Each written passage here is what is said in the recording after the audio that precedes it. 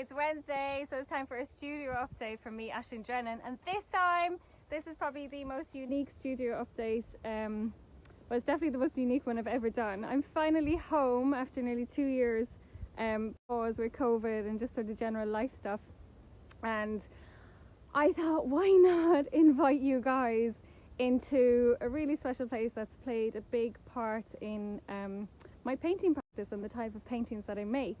So I am London, UK based, as you know if you've been following me for a while, but I'm originally from Ireland and from County Clare, North County Clare. And right now I am standing on the edge of the Burren. So the Burren is a protected national park where I grew up, and it's right on the edge of the west coast of Ireland. So this is the Atlantic Ocean, gorgeous ocean. Very calm this evening. It was not like this last night. And I'm gonna give you guys an insight into the inspiration that I've taken from growing up in a place like this, the rocks, the formations of the rocks, and it's really unique. I'm kind of laughing in my head though, because I know my, my art school self from like 15 years ago or so would be like, oh really, you're inspired by the landscape with where you grew up in.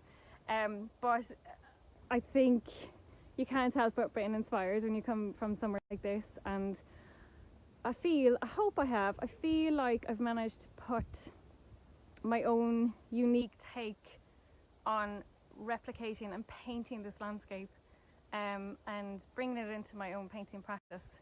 So I'm going to flip my camera around and give you a little insight. Okay, so the Burren is made up of these like really unique limestone formations that have all these cracks going through them, and all this shaping was initially made from the Ice Age, and it has obviously eroded and developed over time. But all these little breaks and shards and shattering, then you have these lovely round smoothed shapes. So all of these little nuances of this landscape is what I would have paid attention to and wanted to develop and play with. So I would have come out here, made like preparatory drawings and sketches and rubbings, and just thought about how I can play with these formations and like abstract from them, because I didn't want to paint them direct for what they were. Ooh, look at that line, the way it goes all the way up.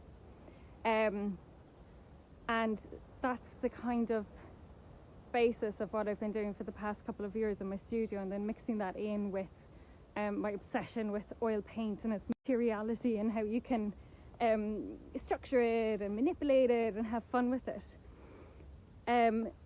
So bringing all those elements into one is the result of what I've been doing over the last couple of years, and it's what you see. Stone, I got cut off there. So the stone walls in Ireland that we're quite famous for, they just run across the whole country, and they're fabulous, and they're so they're in their own right, and there's so much history associated with them. But I find the negative spaces in between how these beautifully shaped rocks are placed together, and how that sort of forms, and the conversation that it starts. So I'm just going to walk over to those walls now and see if I can find some little shapes to chat about. Okay, here we go. Gorgeous. Look at this. Like, this is the type of shape of stone that I would have spent a lot of time making studies of, etchings, and really thinking about the texture and trying to repeat that texture with like dry brushing. If you've been following my stories for a while, you'll have heard me talk about dry brushing and bringing like paint marks from underneath through to the forefront. And then here, where the wall is more structured and in form, so finding these negative spaces, using the positive and negative shapes of the wall, and playing with the idea of finding lightness of form in something that's naturally very heavy, because it's an organic shape. That's what I love to do. That's how I find the form and the structure for my paintings, and then add in all those lovely nuances of painting and the different visual conversations you get from it. People always ask me about my palette. So growing up where I have, you can't help but be influenced by the dramatic coastline, by the Atlantic, by the palette that produces. So going from like these grey blues, which like when the sun is really strong they come up so blue, so different, so vibrant, and then compare that to the ocean that goes up into the sky.